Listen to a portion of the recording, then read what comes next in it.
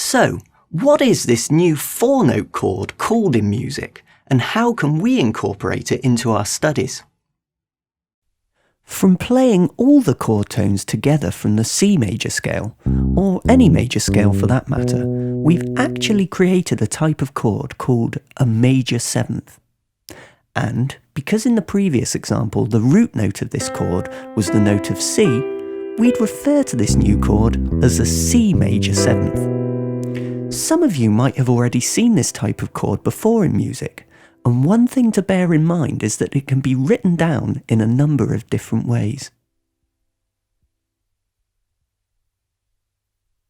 Please remember that the first, third, fifth, and seventh notes of any major scale will always create a major seventh chord when played together at the same time. And the way we name each chord is easy. Just name every major seventh using the root note each time. For example, the chord tones of an A major scale are the first, an A, third, C sharp, fifth, E, and seventh, a G sharp. So, remembering our root note, playing all these chord tones together would create the chord of an A major seventh. A really nice exercise on the bass is to use an arpeggio to spell out the sound and colour of a major seventh, one note at a time. Okay, let's go back to the key of C major just to make things a little more familiar to us. The start of this exercise is really easy. Just play up through a C major triad like this: root, third, and fifth. All we need to do to play a C major seventh arpeggio is go up to the seventh note of the C major scale, which is a B here like this. And that's all there is to it. I'll just play the arpeggio up and back down for you to really show you what I'm doing. So going up and back down. Right, let's put this together now and run a little exercise with the metronome. Play with me as I go up and down a C major seventh arpeggio 4 times, and doing this should really help you get the shape of the arpeggio under your fingers.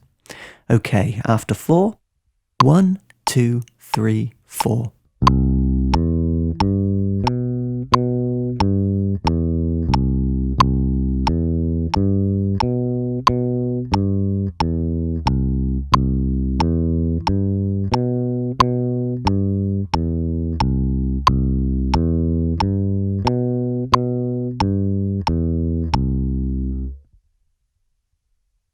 Okay, this time let's try combining an ordinary major arpeggio and the newly learnt major seventh arpeggio within one exercise. Let's go up from the root to the major seventh using the C major seventh arpeggio shape like this.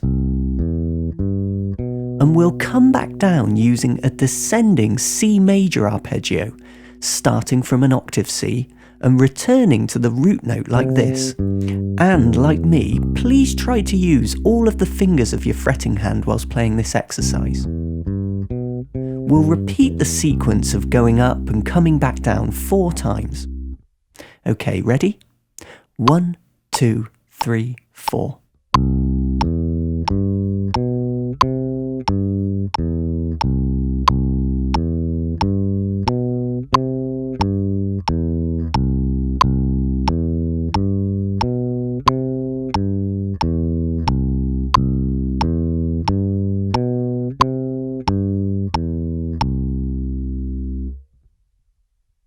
Good work.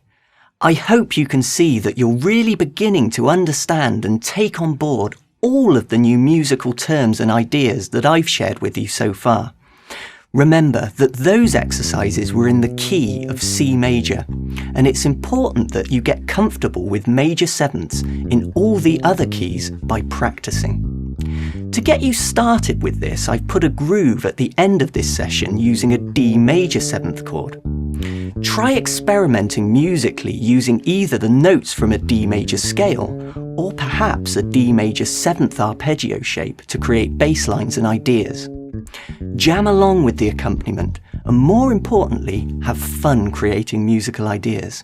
After all, that's what music's all about. I'll see you next time.